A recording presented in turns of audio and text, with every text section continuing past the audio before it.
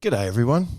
Proud to say Barkarati is brought to you by Radix Nutrition, makers of the most technically comprehensive nutrition products that have ever existed. Unlock your potential with Radix.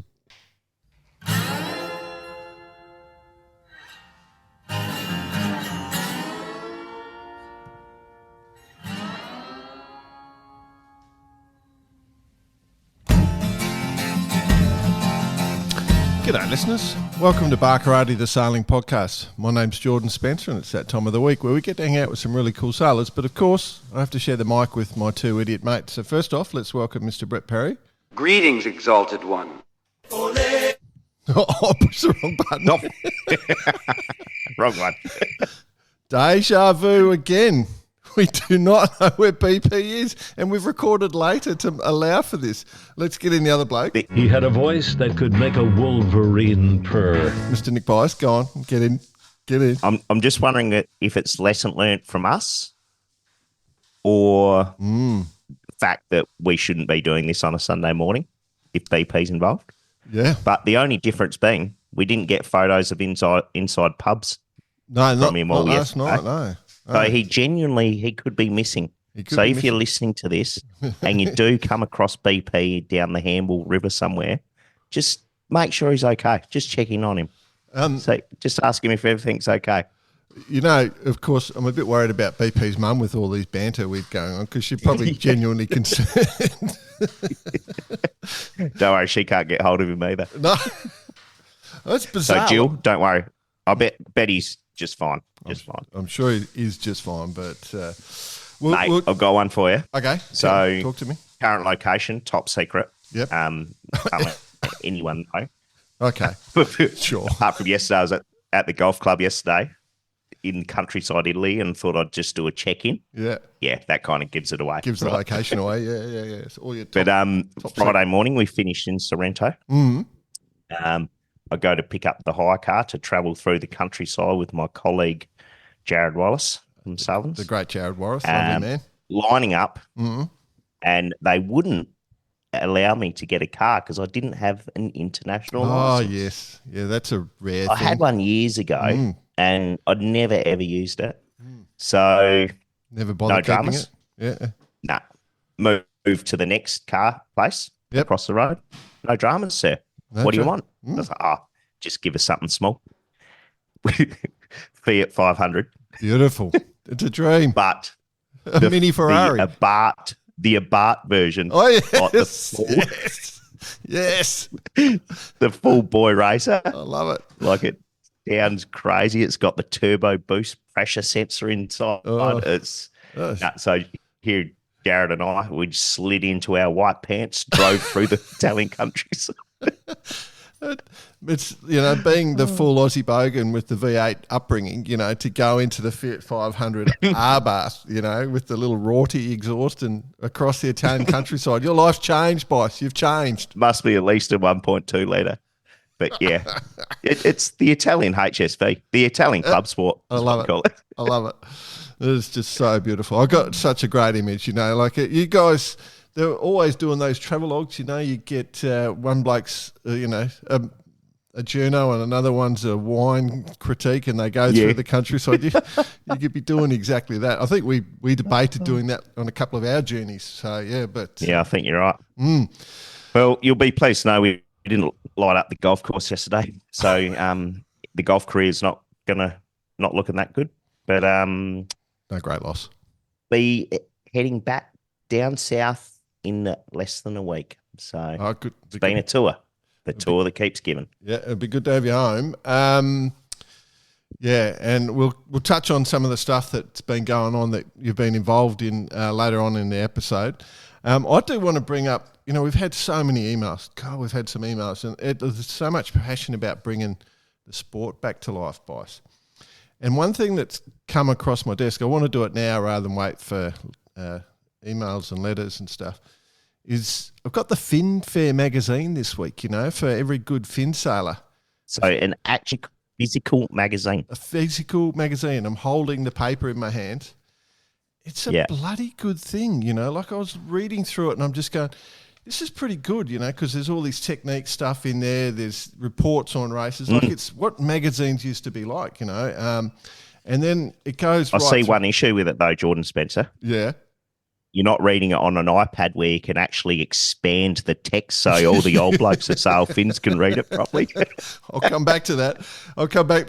Like this thing talks about the history of the fin. It's got, in this article, does features on a couple of sailors. It talks about regattas that are coming up, all the regattas, like including the Masters and Open Worlds here at Royal Queensland. Where I'm a member, and all the events coming up. But yes, it has two faults, Nick, Mr. Bice. There is this article on fitness and photos of, I can't read it. I literally can't. The pictures are too small. That's why it's got pictures. I can't even make out the pictures. I need a magnifying. I'm not that bad. My eyesight's pretty good. I don't normally need glasses, but I've got them on for this. And the other mistake I've noticed, Nick, is they've got the world rankings, top 500 fin sailors in the world. I didn't make the list. It's got to be an error. Didn't, Peter. There must be something wrong. Maybe, do they have a letters to the editor section? Have you heard about me? Let me tell you how good I am. No. But no, the reason I rate it, Bud, is like you go to a Fin Masters Worlds and they're getting 300 to 400 boats. Like in Australia, they won't. They're already talking over 200 in Australia, though. So, 100%. Yeah, it's a popular class, 75 years. It's no longer an Olympic class, and it's still booming. Still booming. Speaking of which, I did run into the great Anthony Nossiter. Oh, Knocker. On the dock here in Sorrento, and there was a bit of fin chat. So it's alive and well. It is alive and well. As you've mentioned, alive and well. Yeah, speaking of passion, Bice, our guest this week, boy, this person has some passion, hey?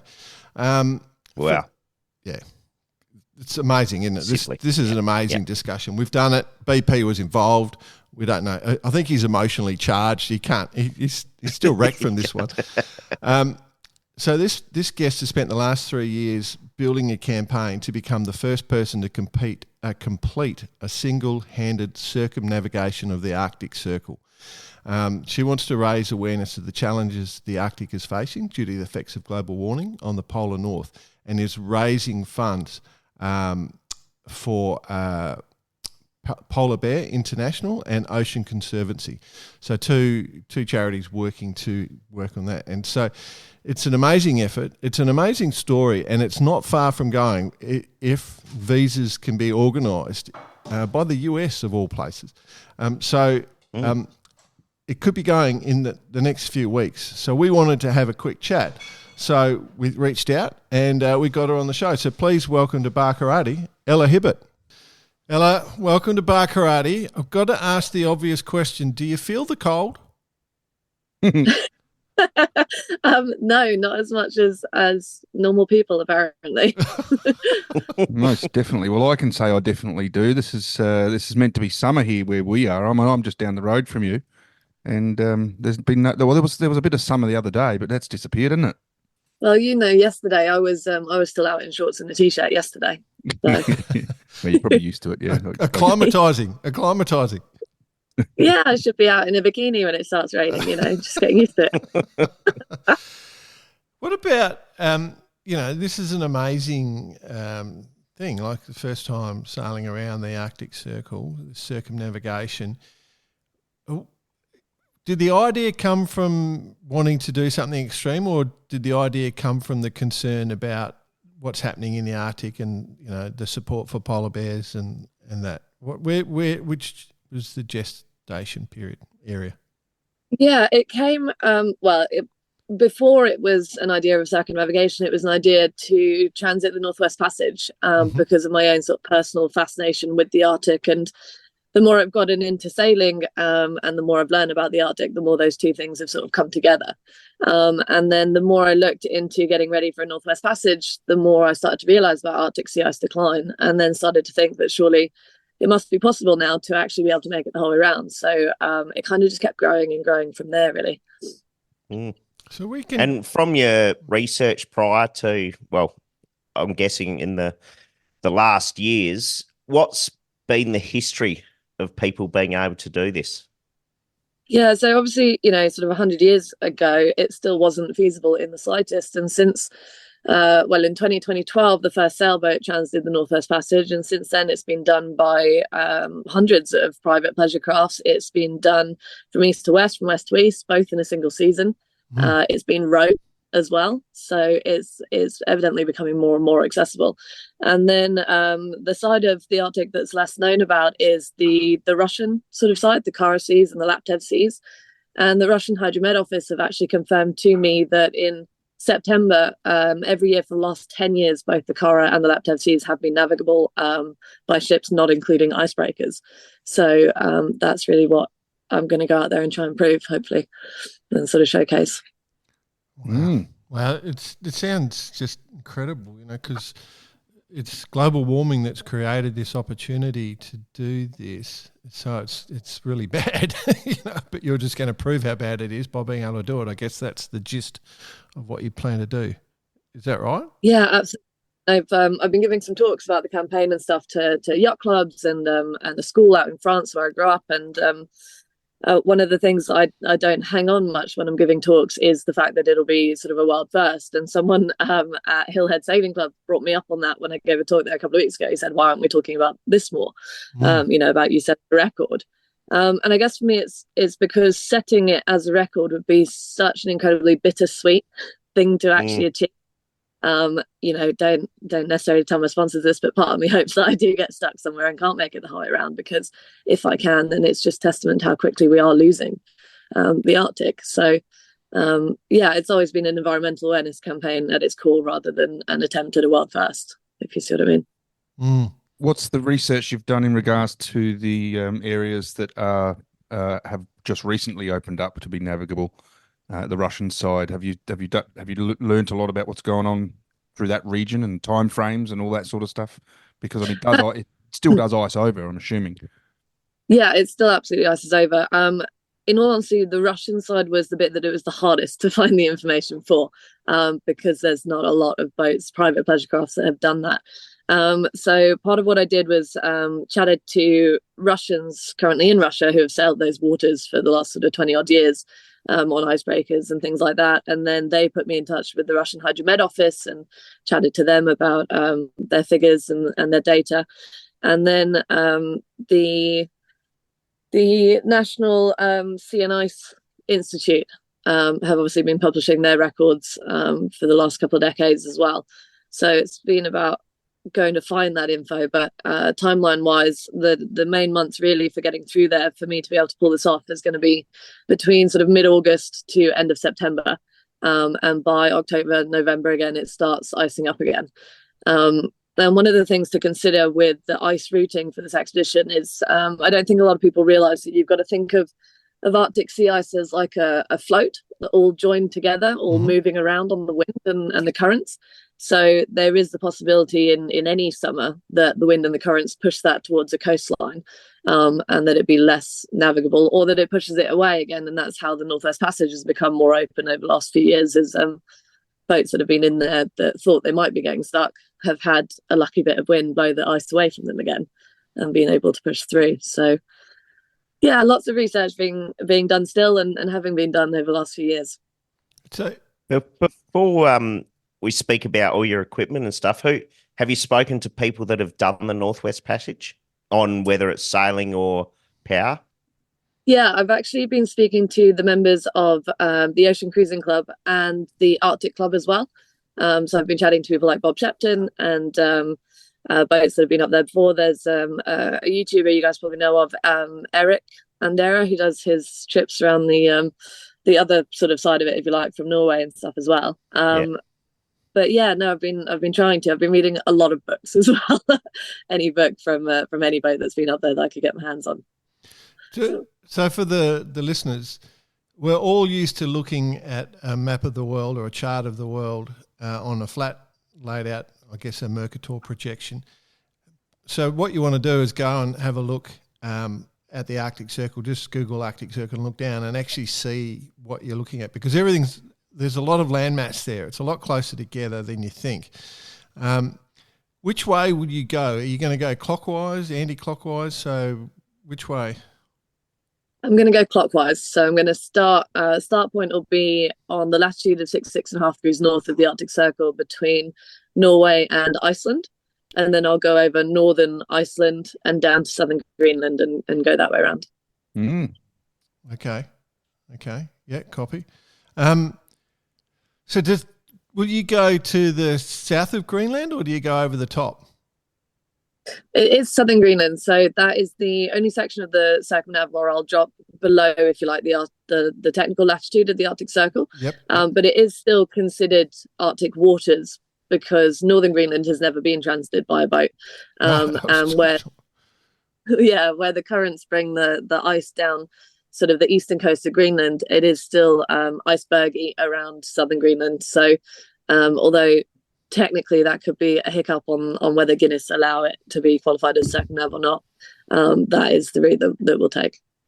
Have you sailed in ice regions before? Have you ventured up there? Or is this going to be the first time you've seen it? It will be the first time I've seen it. So I've been doing as much prep as I possibly can prior to going. But yeah, it will be the first time, and I just can't wait. From all reports and what we see, it's intensely beautiful, and it still has that awe. We know the depletion is being sped up. Climate change is a massive topic. We understand all of that, but it still must be a really exciting prospect to be able to get in amongst it. Yeah, I can't wait. It's been just an area of fascination for years now, and the amount of prep and work that's gone into pulling this off has been intense. So I'm getting really quite itchy feet. I'm getting ready to get up there and see it from my own two eyes. Can't wait. It sounds like you've done a huge amount of research to do this. To all those conversations you're talking about are immense. And it's been a 3-year build-up as far as I can understand. So what are some of the things that you've had to think of? Oh, where's the list? The list still hasn't stopped. Obviously, the first thing was finding a boat and the right boat.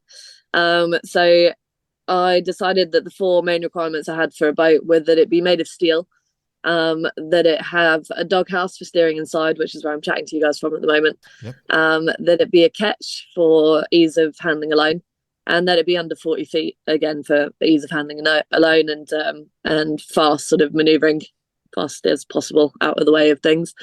So it took nearly 2 years to find the boat. And then once I got the boat, it was Yeva. She was built in the late 70s, and in the last decade hasn't had any sort of updates or huge amounts of TLC. So then we've been getting the boat ready, and whilst doing all that, I was still working full time and doing the research into the ice nav and the weather routing and the safety aspects of being up there. And now it's moved on to permits and visas. And yeah, that's an interesting point. But there's clearly one boat for the job. It's got to be a 38-foot Bruce Roberts design boat, right? Yeah. Absolutely. It's the only vote for the job. bloody easy choice, Bicey. We knew that from the start. We knew that before the bloody thing. We were discussing a couple of years ago, weren't we? No, you just touched on it. Permits. Is that a big issue? I mean, is there areas that you obviously the ice dictates where you're going, but I guess permits are important. Yeah, obviously we want to do all of this the right way, so we're not going to be skimping around visas or permits or anything like that. We always thought that getting a visa for Russia would probably be quite challenging, and it was challenging in the documents that they wanted me to provide. But I can say that my visa for Russia arrived yesterday. So I did multiple entry in and outs of Russia, and the one we're working on at the moment is America, getting a visa for Alaska, essentially. So, getting there. I hope it's not harder than Russia. That'd be funny, wouldn't it? The issue at the moment with America is the waiting list. It is quite long for an interview with the embassy. The waiting list for Arctic mariners. They must be queuing up. So, what's the timeline on all of that? Are you kind of sitting tight until you get that? And is there potential to lose the window this year? Yeah, there is. So at the moment, the wait list for a B2 interview with the embassy in London is 100 days. So we're looking at other options, such as maybe going to Portugal, where it's only a day. But then if I'm stuck in Portugal without my passport for a couple of weeks whilst they process the visa, then I'm losing my training window on the boat. So I'm umming and ahhing about different options at the moment. But if I haven't figured it out in the next week or two, then there might be a postponal. So not official yet, not decided yet. Well, let's hope that all runs smoothly, because there's nothing worse than wanting to do these things and have the bureaucratical system get in the way. Yeah, we'll see what we can pull off this week.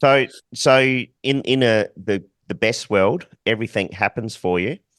What do you pick a weather window? Do you go and hang out somewhere? How does that all work?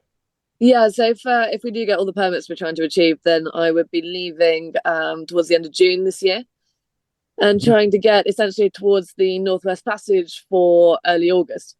Wow. So I'd rather get a little bit earlier than needed and be able to wait for a nice window or a weather window than to get there too late and have missed it.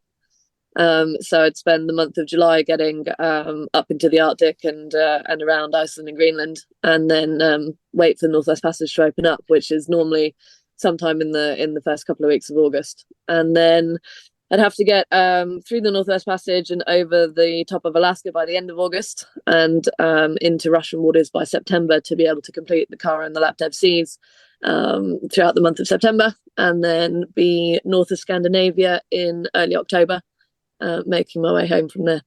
So have you worked out average speed? Is there some sort of official opening of the Northwest Passage, like they open the boom gate, like everyone can go now,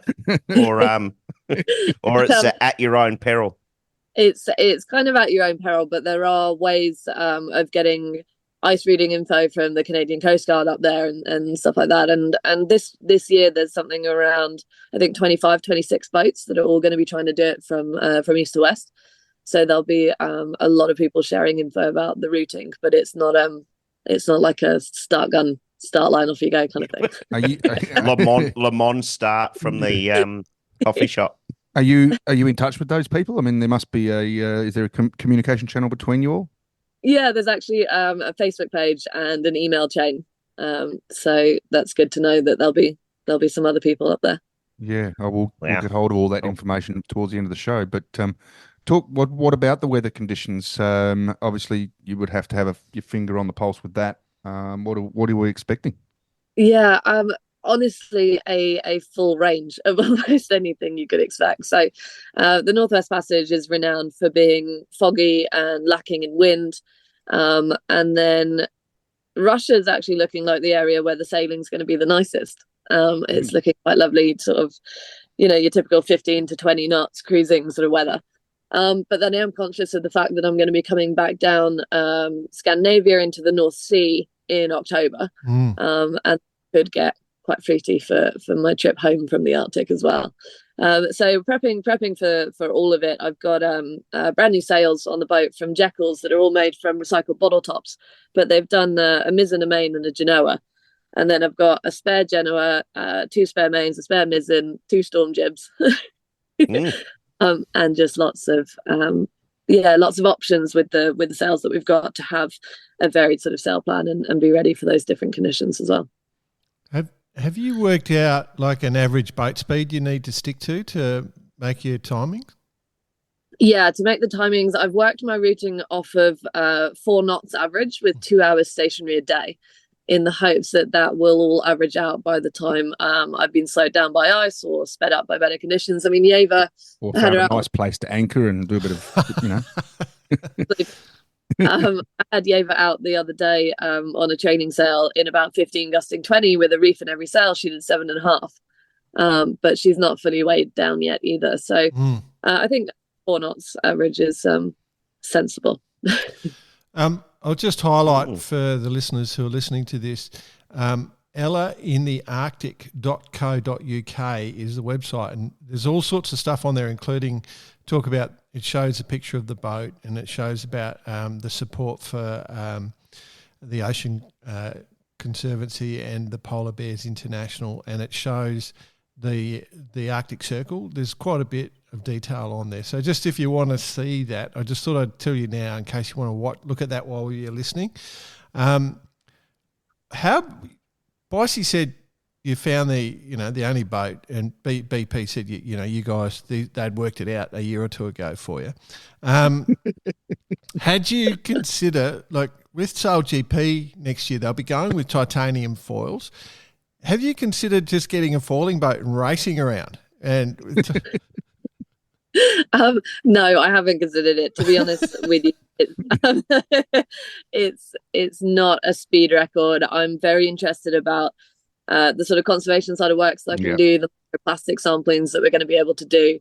And I'm looking forward to taking my time with it a little bit and enjoying it. And, absolutely.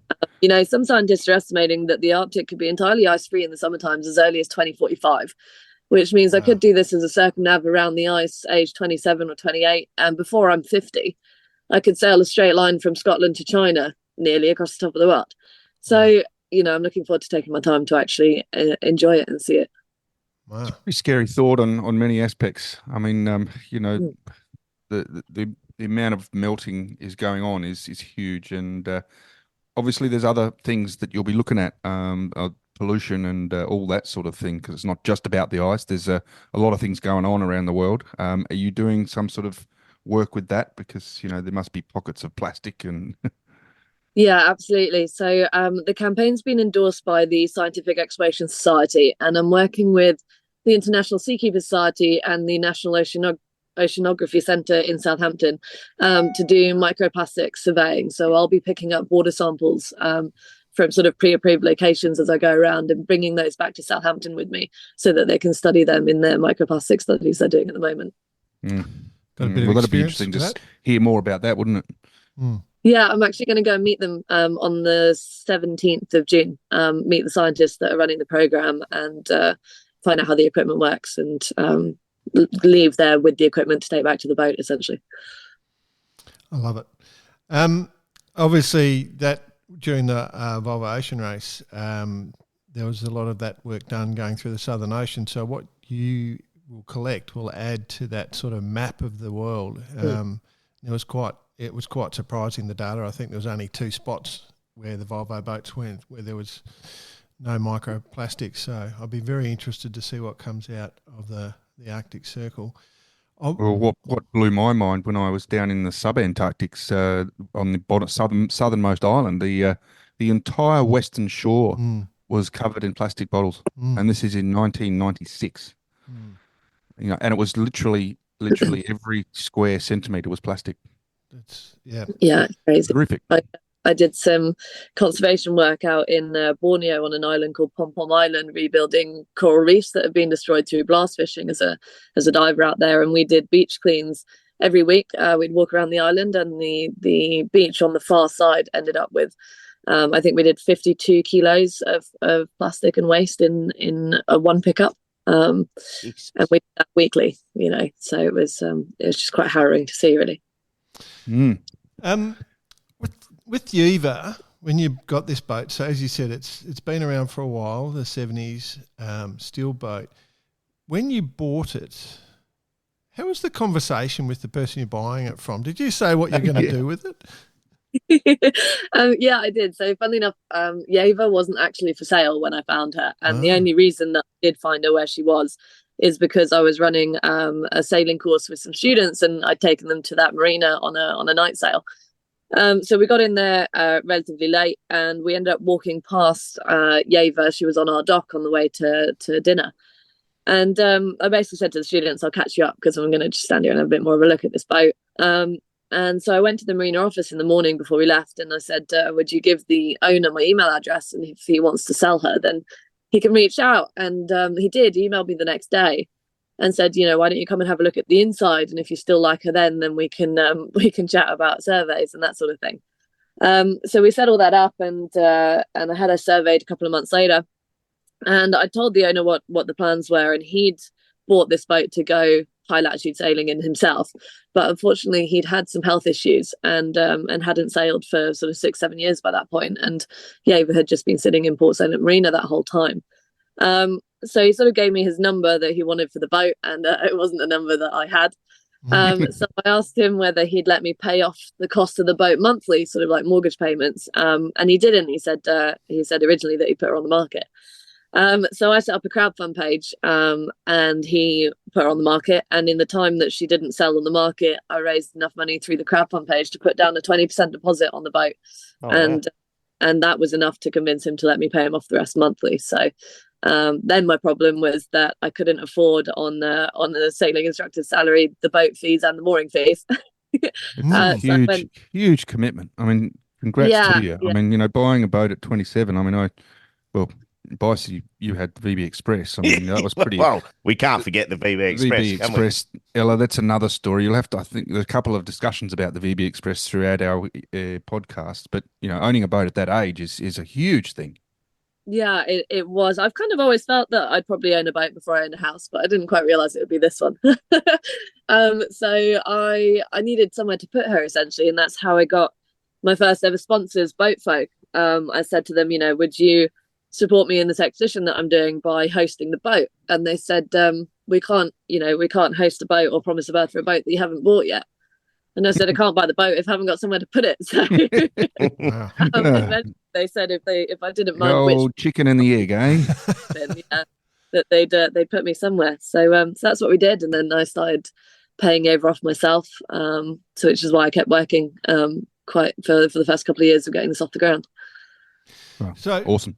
So not only have you, as BP said, you've gone through this effort, and congratulations to everyone that supported you on the crowdfunding. Thank you for doing that. When you return, you're going to auction the boat and donate all the proceeds. So tell us about that. Yeah, so it's always been a want of mine to be able to support the Arctic with this trip. I could sail around it and showcase Arctic decline, but it would just end there, which I don't want. So I made the decision to auction the boat, none the least because since running the campaign, the crowdfund page has now paid me back what I put into the boat originally. Mm-hmm. So I closed that down and asked the crowdfund page to redirect their donations straight to the charities that I'm supporting.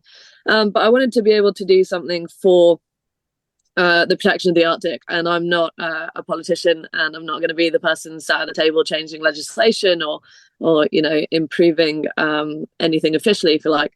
So by auctioning Yaver and donating the proceeds to Polar Bears International and Ocean Conservancy, I can support them in their doing that. In the research.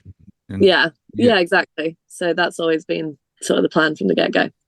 Awesome. I think I can see a baby polar bear being named Yaver in the future.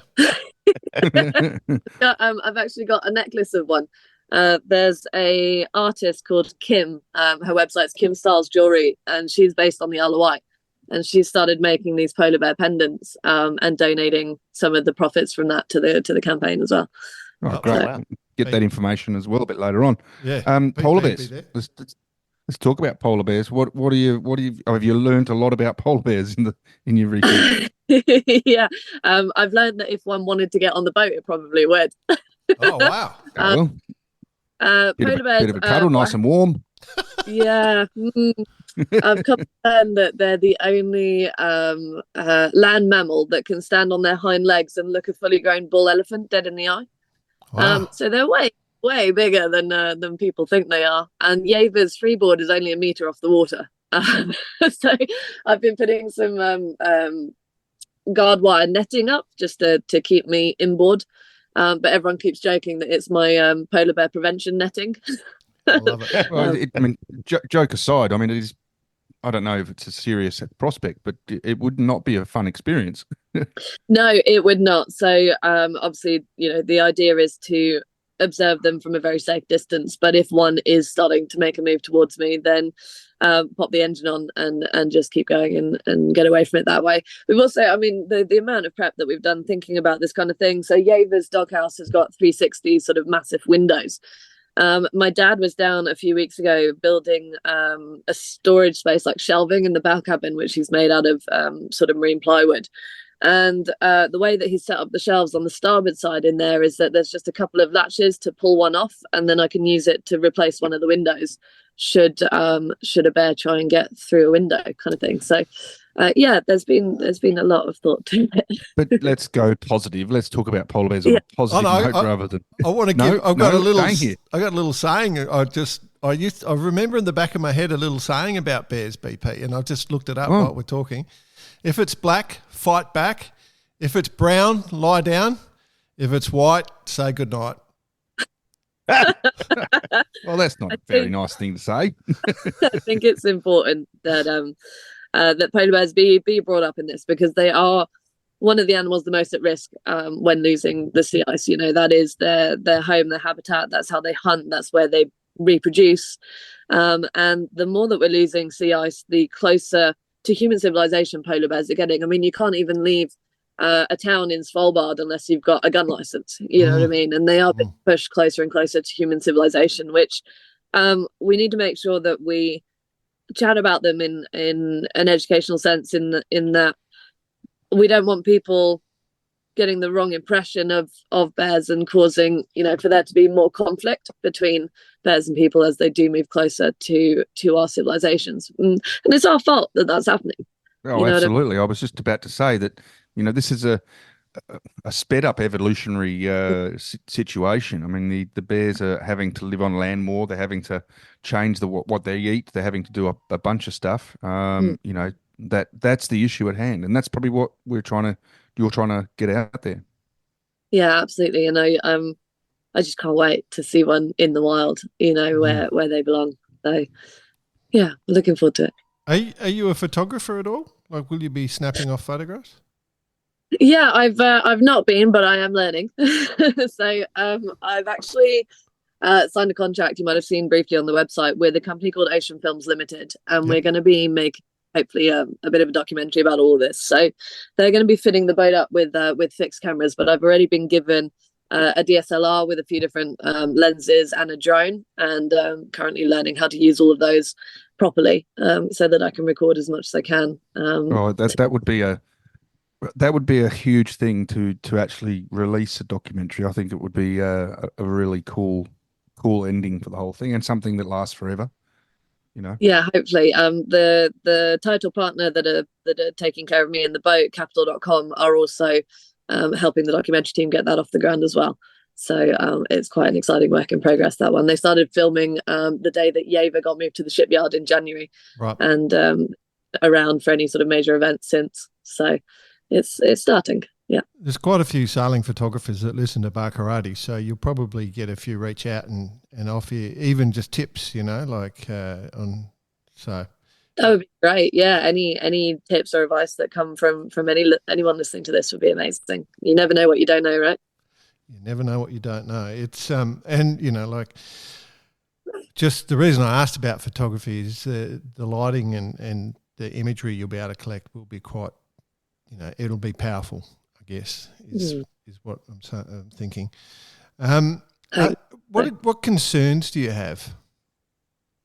I think for me, one of my predominant concerns is probably going to be the sleep deprivation side of offshore single-handed sailing. Obviously, I've sailed quite extensively since I was young, but this is going to be my first big offshore solo experience. So I want to get into training sails, hopefully properly offshore in the next couple of weeks, and try and work on and learn how my own body likes sleep.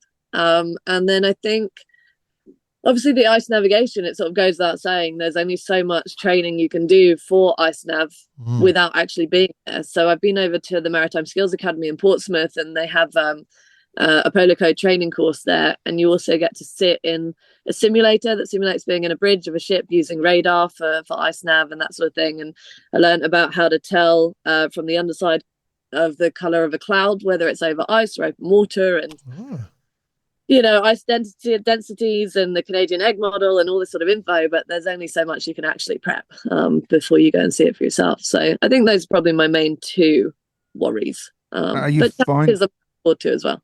Yeah. Are you finding just general support from the experienced hands who've been up that way? Are they saying, look, this is very, you know, there's obviously danger, but yep, this is something that can be done, and we're 100% behind you? Yeah, I've had a lot of support, which has been incredible. I think there's that constant sort of is she brave or is she stupid sort of question floating around. But anyone that I have approached and asked has been very forthcoming with their own experiences and their information and support. Actually, on the polar code training course, there was a captain of a cruise ship on the course at the same time, and he said, make sure you sail past us when we're in Greenland on a Sunday so we can drop you off a roast dinner as well as you go around. There you go. Nice. So there are people that will be up there that are aware of what I'm doing and what the boat is, and that have been helpful, definitely. So there'd almost be like a little bit of camaraderie, you've got people watching out for you as you go around. That's nice. That would be very nice. Well, that's what you'd almost sort of be relying on in essence. I mean, there's going to be times where you're potentially going to need to get some advice or talk to some people, and so that's going to be a very important facet. Absolutely, it will be. And I think all through sort of Iceland, Greenland, Canada, there will be that help and that camaraderie. And then Russian waters is probably where I'll be a bit more alone, just because of the amount less traffic that there is up there, if you like. But yeah, I'm looking forward to that too. So, but isn't that area kind of where the ice is going to be closest to land? Like that's going to be the hardest area to transverse, isn't it? Transverse. Yeah, it's so the main two sort of areas of risk are the Northwest Passage and the Northern Sea Route, which is predominantly the Kara and the Laptev Seas. And yeah, the ice does in Russia blow closer to land, so it's a case it's going to be quite a coastal navigation. I'm not going to be. It's obviously going to depend on the weather routing at the time, but if the ice is being pushed towards mainland Russia, then that becomes quite perilous navigation, because the last thing you ever want is to get stuck between a beach and the ice. But if the wind does me a favour and blows it offshore, then I can track further north, and obviously the further north I go, the smaller the circumnavigation is in sort of its time. So that will all be decided a lot closer to the time. But something that we're aware of is ports of refuge and harbours and anchorages that I can tuck away in if needed. The currents around Russia are also slightly nuts. It's taken a long time to find any sort of information about currents. So it's all to be taken into consideration a bit closer to the time as well. What about shore assistance? I mean, is there going to be permanent people on hand offering sort of various advice? I mean, we see that nowadays with a lot of the big races that go around the world, and the modern technology allows that. Yeah, absolutely. So we've got a couple of different means of comms, both based off of the sort of Iridium satellite network. My dad spent 22 years flying helicopters for the British Army, so Dad is going to be shore-based weather router, essentially, and he's also being trained by a company called Drift Plus Noise, who are giving us their database of satellite imagery of the ice up in the Arctic. So both my dad and I are being trained on how to read those sort of ice charts properly from Drift Plus Noise, and my dad will be relaying that info to me when I can't access it myself. And then on the Russian side of things, there's shoreside support from them as well. Much in the same way as you can get your ice routing from the Canadians, you can get it from the Russians. But you are a lot further away from civilization, if that makes sense. So a couple of the areas where you refuel, you have to give them advance notice of when you're going to be there and how much fuel you need, so that they can make sure they get a truck to take it to the fuel station. It's not like a permanent supply of fuel like we've got around here. If you swipe your card, pull in, swipe your card. Yeah, lots of cash in hand payments and that sort of thing. So yeah, there are those aspects to it as well. Okay, so from a safety perspective, like ice and boats often don't go together. Often you hear stories of boats getting trapped. I mean, there's many famous historical records of this where boats can get trapped in ice. How do you manage if there's something goes wrong with the boat? Are you taking a dinghy, or are you taking like a life raft? Like how would survival suits? What are you doing just to make sure you survive? Yeah. So the dinghy, I will be taking dinghy. I haven't got one yet because I've been umming and ahhing about davits or deck. But I'm going to go with folded deck. I do have a life raft as well, and in the last couple of months, I've become a brand ambassador for Mustang Survival, who sort of born and bred Canadian, but they've provided not just sort of the wet weather gear for the trip, but also immersion suits and ice survival suits.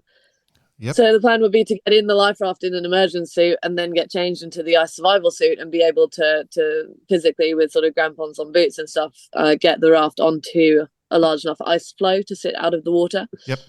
We've gone with a raft that's got specific sort of thermal insulation to the bottom of it as well. Yep. My grab bag is just under my feet. I've just been setting up over the last few days with water rations and food rations, and there's that sort of prep to it.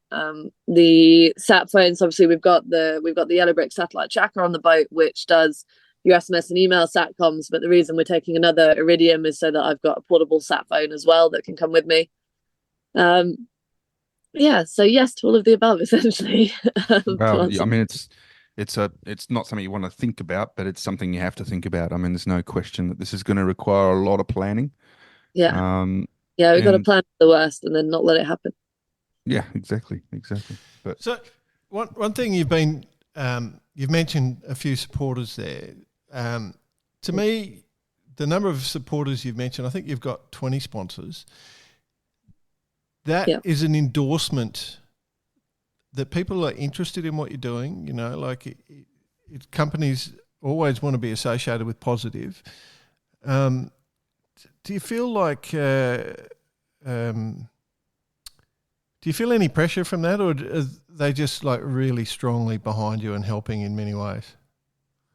I think it would be hard not to feel some sort of pressure. There's that constant sort of knowledge that I am being supported by, sort of outside sourcing for this, which comes with wanting to achieve what I've said I'm going to set out and do.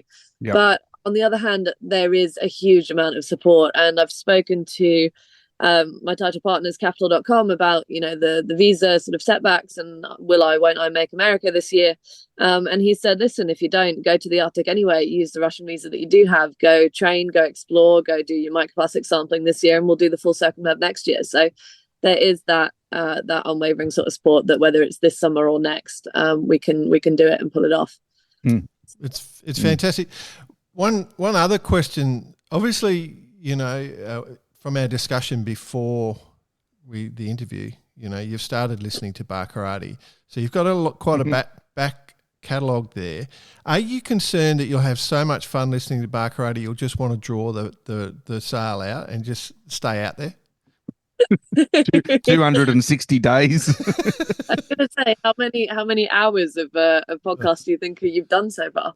Well, there's 260 episodes, so you're going to be busy. Yeah, I've been downloading Spotify music, but I can just stop now and listen to this instead. Yeah, that's right.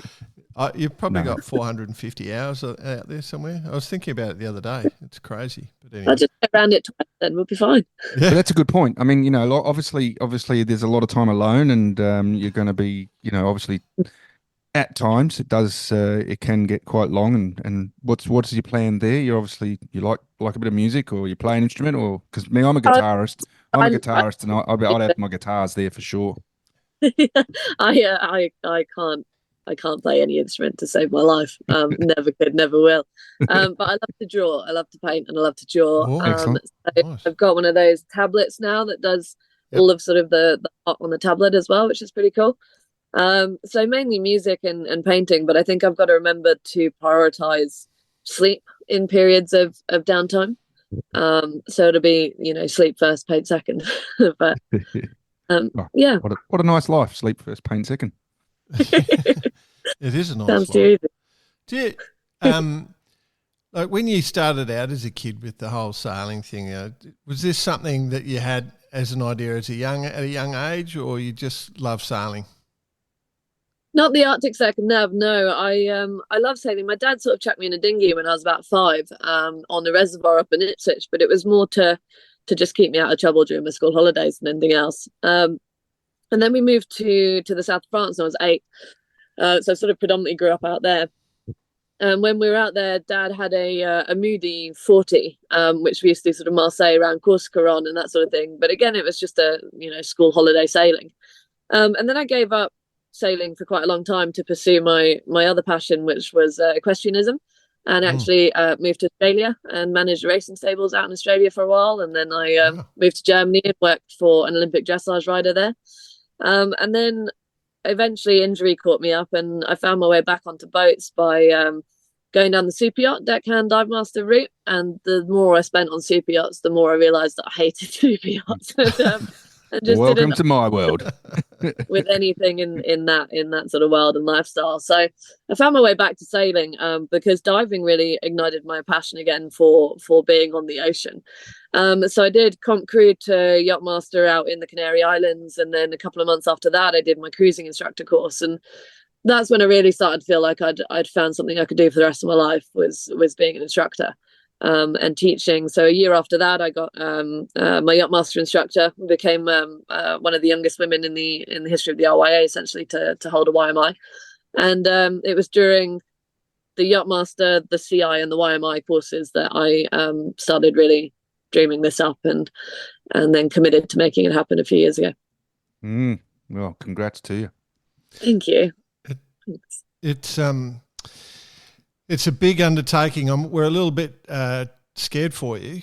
I just don't know if I could ever do anything like what you're doing. I mean, I'd love to think that I'd be as cool as you, but but it's okay, Jay. You've lasted this long. I know. But you are going to be cool, literally, but figuratively and literally cool. I'm hoping that the Mustang Survival gear makes you keeps you warm. Have you got a little heater on the boat? Yeah, we have. Kruger have just installed a little air dispatcher, which works a treat actually, because Yeva's just such a funny boat to try and install anything on. She's just the layout's a bit odd. So we've got this heater which has got two outlets. One of them comes from my companionway steps and is sort of streamlined to the center line of the boat, if you like, and just blows hot air the whole way down the cabin. And then the other outlet is straight into the heads, so that I can use that as a room to dry wet weather gear off on and that sort of thing. But it works. Yeah, it works a treat. It's doing really well. I mean, I've lived on the boat in the UK for the last nearly 3 years without heating, so insulation's been quite key as well. I've been doing that up over the last couple of years. You have to get yourself one of those. Oh no, well, you've got all the gear. I won't say. I'm wasting your time saying that stuff. I had a little electric plug-in radiator that I used to wheel around with me into whichever part of the boat I was just doing something in. It was not terribly helpful. I love it.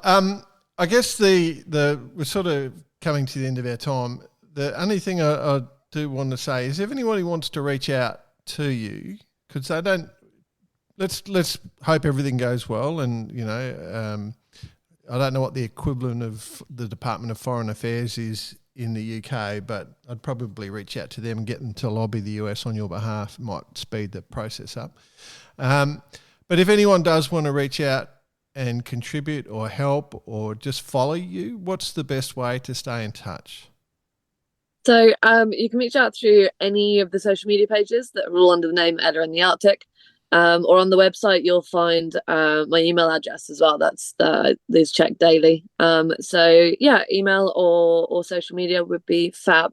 And if anyone did want to contribute to the project sort of financially, the crowdfund page sort of reached its goals now. So if anyone wants to contribute direct to Polar Bears International or Ocean Conservancy, then that would be amazing.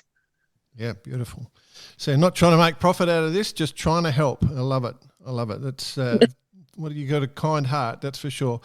Thank you. I think from our perspective, obviously you'll be on satellite, so you probably won't want to make too many calls. But if you ever do get the urge and you're getting a bit bored, let us know, and Barker Radio will be there with you all the way around.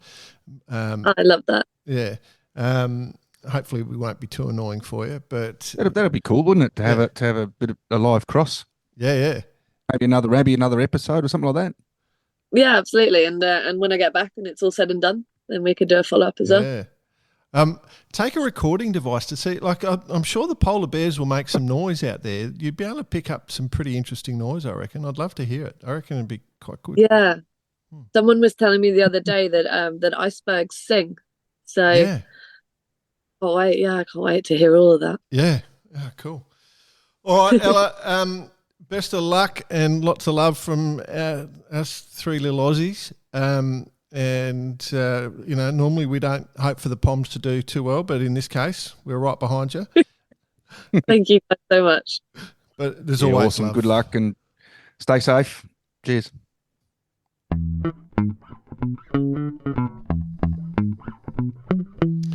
Interesting, mate. One of the things about this program, I guess, when we started putting it together, we didn't think of all the directions it would take us, but to go up here into the Arctic Circle, it's just a crazy adventure she's got ahead of her. Like, it's not easy. There's nothing easy about what she's going to do. So just wish her the best. But absolutely, the passion. And you're right. We didn't know which way it was going to go in regards to. And she didn't know which way she was going to go to start with. But you're right. Like the sport of sailing and all the different avenues is just, and to be able to hear these stories and broadcast them essentially is pretty cool. It's an honour, mate. Because it's you're just learning more and more about it. And I don't think we're ever going to run out of guests. I'd be surprised if we do. It is really interesting.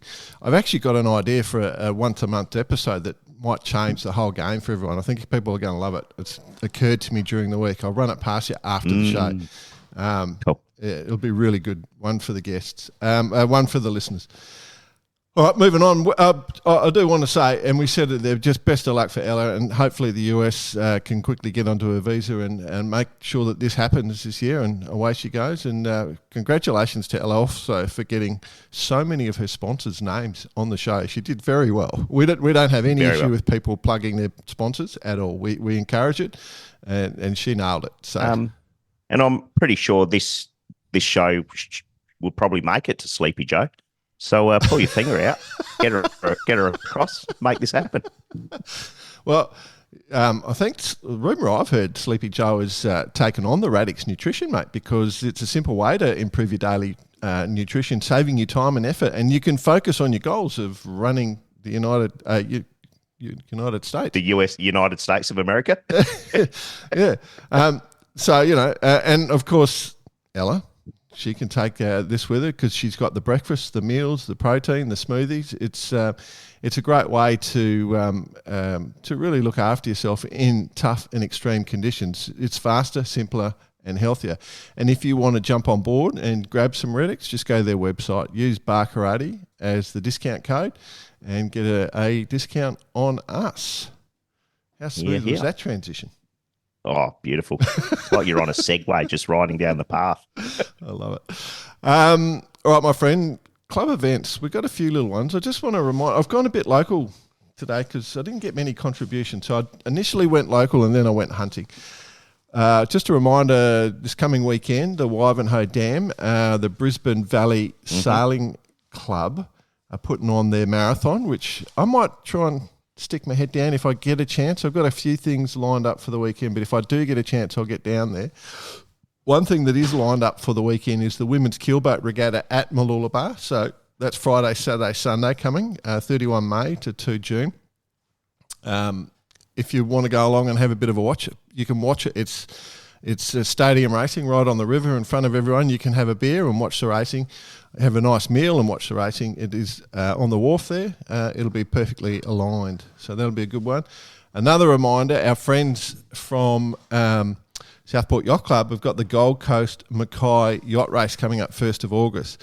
There is a tiny chance, we haven't agreed terms, but I might put it out, there's a tiny chance of a live Barkarati session.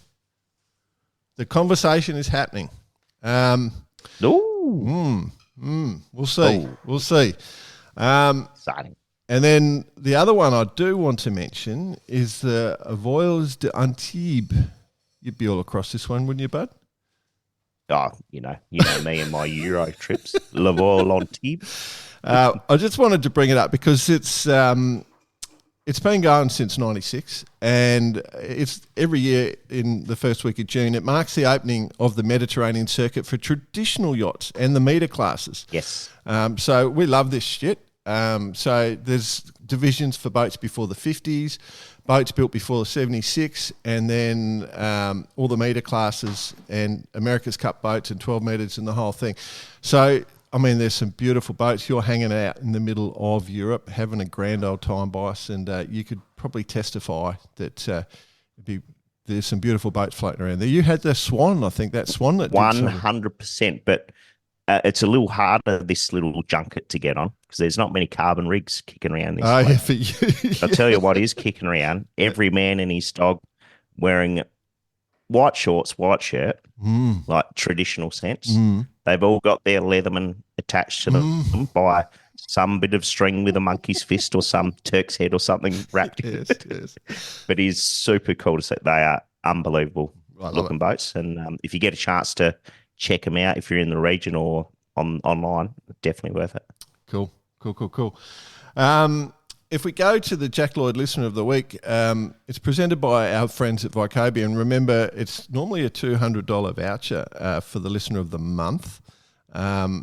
That has all changed this month. A special offer with their new Hamilton all-weather jacket being offered to the winner of the Listener of the Month, the person that writes in the best email or message to us via whatever format it gets to us. Well, we'll happily take audio recordings. There's all sorts of ways. You can just send us whatever you got.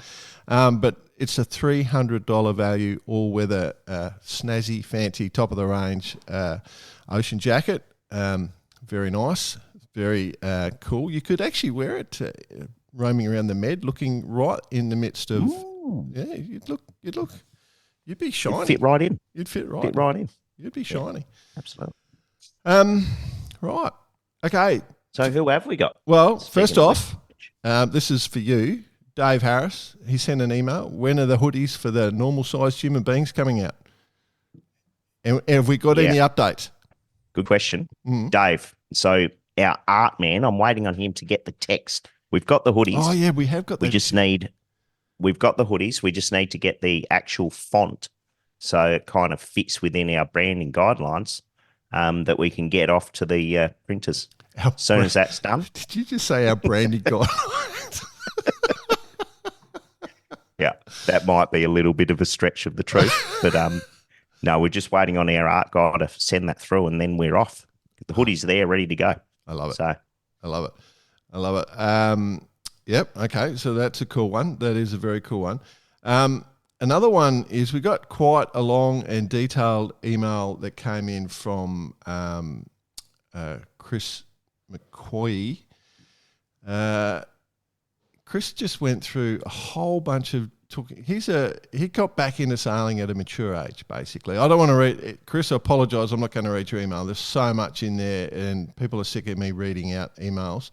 But he basically had this whole discussion around, what it was like coming in back into sailing. Like he grew up as a kid, with his family on the old trailer sailor, the little Bonito trailer sailor. Do you remember those things, boys? Mm-hmm. Yeah. Yep. Floating around Melbourne. And then 30 years later, he's back and he's in Ballarat and he's doing a bit of sailing and he's trying to get into it, got invited to do Festival of Sails. He put his name down in a few clubs and, he's found the progress and opportunity difficult. He hasn't been easy. I think he said the expectations because he's a sailor and he's sort of, middle ages, people would think that should have more experience than he has. It's just been casual sailing. So he doesn't have all that knowledge and it hasn't been a great experience. So he sort of really, it was just advocating that you've got to find a way to keep people interested. And you know what he's doing now? He is sailing a Windsurfer LT, because Nick Bez, the great Nick Bez, spent ages and put the effort in and talked him into it, got him all involved. It's like each class has got nurtured him through it. Took the thing. It is quite interesting. The successful classes have a body that puts that effort in. Like the success of the Finns in Australia is probably down to Phil Chadwick. That man puts in a heap. He just tells you what you're going to do, and you just do what you're told. And so if you're on his radar, God help you, because you're buying the fin. But keeping in mind, these guys are volunteers, right? Yeah, absolute volunteers. I mean, and Nick Bez, he's running a pretty solid business, so he's got plenty. No, sure. Yeah, he's got plenty on his hands. Anyway, I just wanted to. He was making that point. The other one that came back is we talked about stringers last week. Ian Taylor, the man from Ronston. Ian sent us another email on the 22nd, and then another on the 23rd, and then another on the 24th. Another on the 24th. Yeah. And the conversation there was, he was talking about a guy that goes out and buys cheap boats, does them up, and goes and sails them and races them, particularly old moths and such forth. So he's foiling for cheap, basically, and getting in the fun there. We talked about that when we were suggesting adventure stuff, like it doesn't have to all be about racing. Like he said, be about being on the podium. Yeah, exactly. Stringers was saying, I'll give the channel for the people that are interested in this. What's his name? Here we go. I just got to go back. I'm trying to avoid Tom. Come on, where is it? Oh, God. I've lost it. Anyway, here was Tom Stuchberry. That's it. Stuchberry, Stuchbery.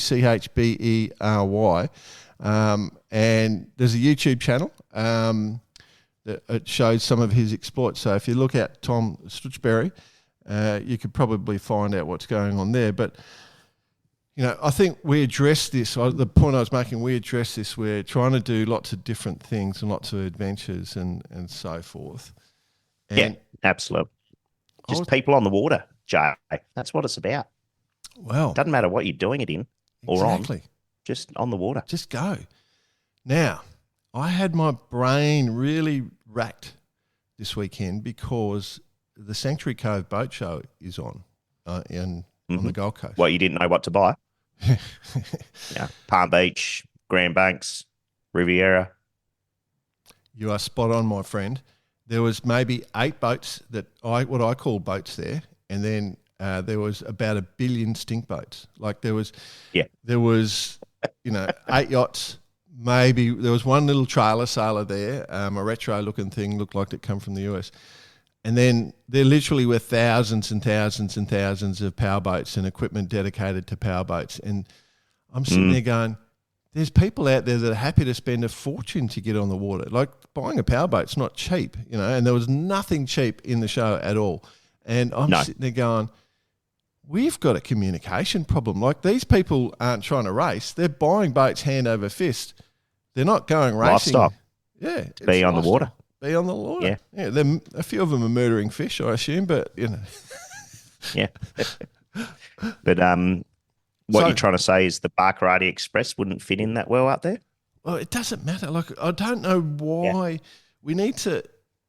Obviously, manufacturers lead all the sales of powerboats, and they've got a ready market, and they're selling heaps. I don't understand what's going on with sailing boats. Why we're not getting the breakthrough? Remember that conversation? There's a lot of people. Sailing schools are heavily oversubscribed, so it's happening. There's people out there wanting to go sailing.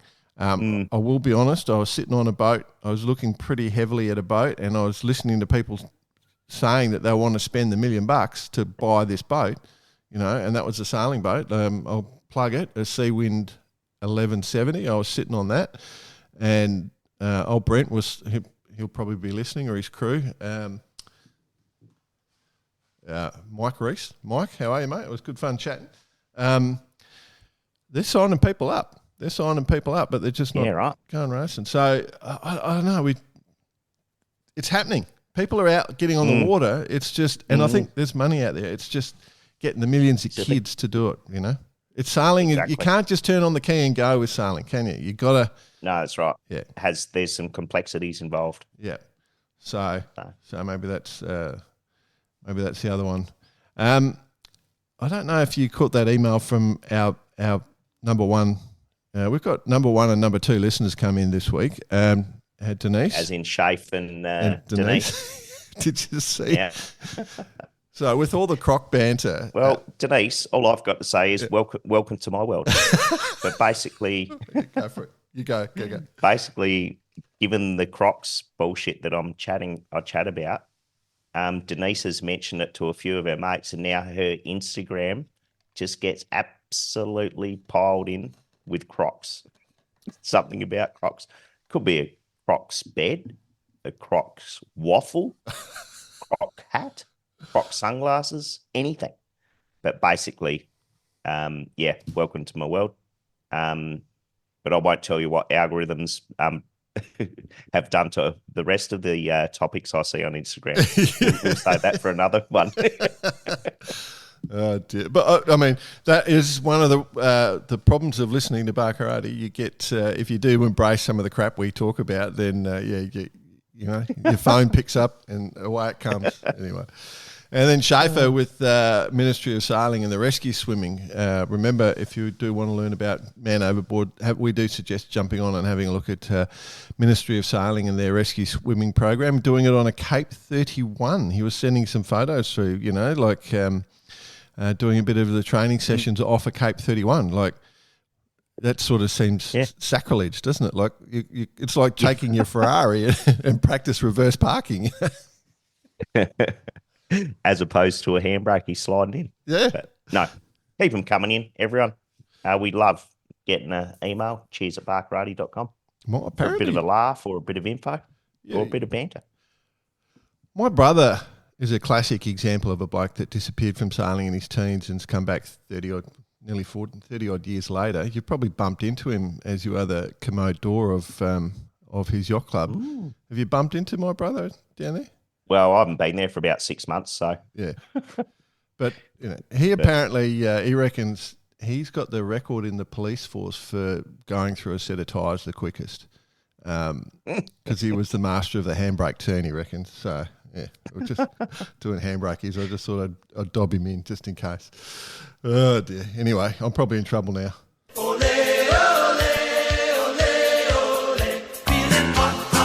It's hot time with Bice. The way he says Bice. Several topics to talk about today, boy. Jordan. But the way he says Bice is just so good, like Harry's just... What's your topics, Harry my friend? Fisher. Well, actually, let's start just where I've come from in Sorrento with the Maxi Europeans. Just taking place. Plenty of stuff going on. And as I mentioned last week, plenty of quality on the dock. Huge fleet. And, I mean, there was 4 separate classes. Mm-hmm. As spoken about last year, we had the long race with plenty of wind, no wind, less wind, absolutely zero wind, but which all went towards it. But basically, Maxi Class 1 was taken out by V Racing, first regatta that they've taken out after some extensive modifications. Nice new boom, by the way. Thanks very much.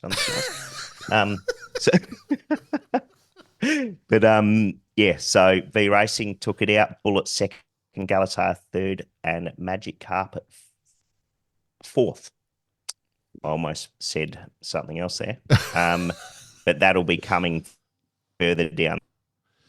And Magic Carpet, guys. Yep. Just might pay to switch your picture off, Boss. Elemente. Boss, just switch your picture off, bud. We're getting you a breakup. So I won't edit it out, but I'll just just for the listener, while Bosses video off. There you go. Good work. Go for it. Max Class 2, Bellamente, Jet2, North Star, Jolt. 4 of the top end 72s on the circuit. Yeah. There's a couple more out there, but interestingly, Jordan Spencer, and we spoke about this at the top of the show. Well, before we went on. Before recording, yeah. Both V Racing and Bellamente are running interceptors. Interceptors. Now, is that missiles they send out in front of the boat to take out the opposition? Basically, their bulb is a jet. But so listeners, we won't discuss it in detail, but check it out. Interceptors for boats and exactly what it does. But and they're on it's on the stern of the boat. Correct. Yep. Yeah. Yep.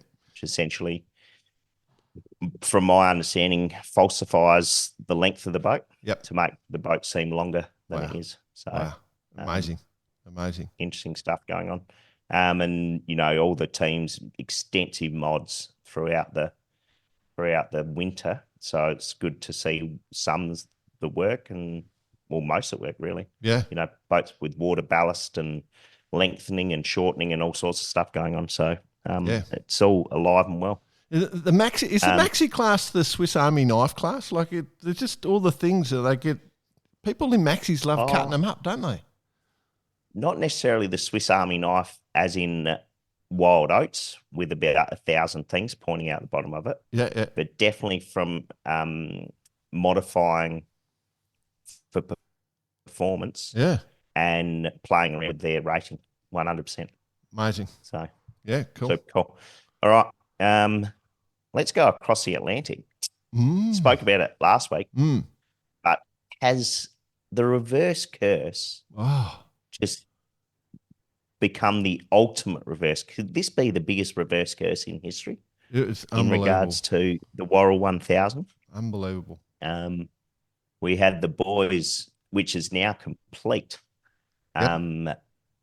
Overall, Australia 1 with Brett on board, 90 hours. Australia 2, 93 hours. And then you go down the list. And then finally, the Rue in the Hat. Is that an Aussie boat? It is. Hang on, I think the Rue in the Hat, I think, has got one. I can actually tell you, it's got one Aussie, I think, in the Rue in the Hat. I'm just trying to go remember. Yeah, so Brett White, who we've worked with in the bit, talked about a bit with, and had him on the show, sailing with Larry Ferber on the Rue in the Hat. Yep, that's correct. Yep, there you go. But basically, having the guys on a couple of weeks ago, and they've taken out the Worrell 1000. But the ultimate reverse curse. But and what you're saying, Bryce, is if you actually go through, I don't know how many legs there were, it's like a dozen legs or something, or 14 legs. They won every leg except for the second last one, I think. Just an amazing performance. Third last one, maybe? The third last one, the Atlantic to Orakoke. The third to last. Yeah.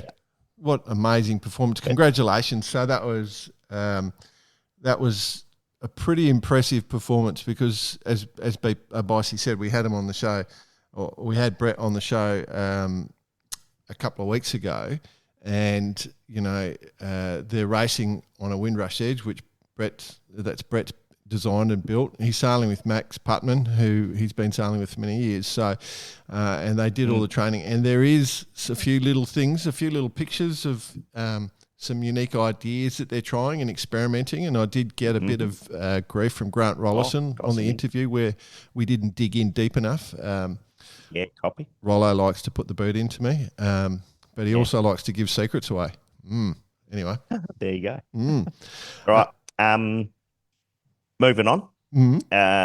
Next on the list, I got, and we spoke about it quite a while ago, but Comanche, she's sticking in Oz.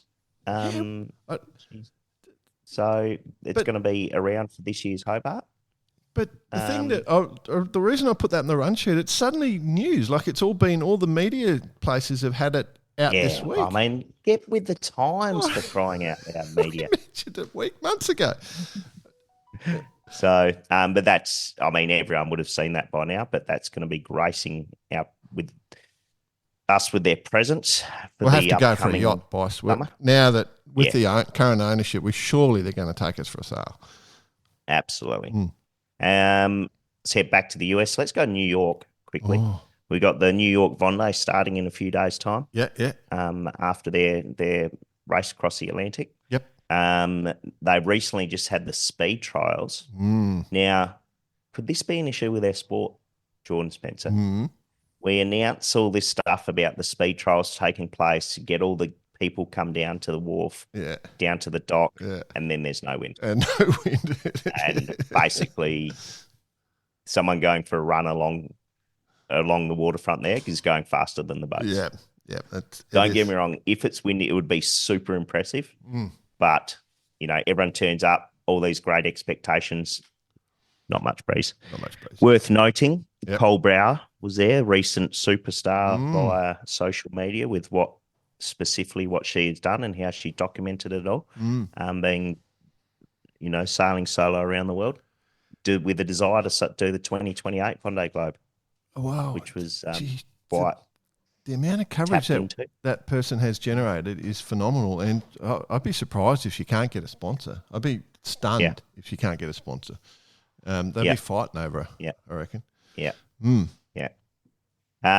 So that's all good. Let's go back to the Med Cup World, Luna Rosa in Barcelona, sailing their beautiful looking boat. So 375s on the water at the moment. Got the Orient Express just popped its bow out of the shed or the tent, so to speak. Not sure of a launch date on that, but we'll keep an eye on that. But they're won't be far off. Let me guess. And then once they're in the piss, then we get the Kiwis up there as well. And she's all happy. It's all on. Hunky dory. Yeah, cool. So, it's exciting, isn't it? Exciting times. Yeah, Barcelona. It's all going to be happening. So, and I was actually just looking over all the shout out to a friend of the show, Darryl Wislang, who'll be running the AC40s for the youth and the women's cup.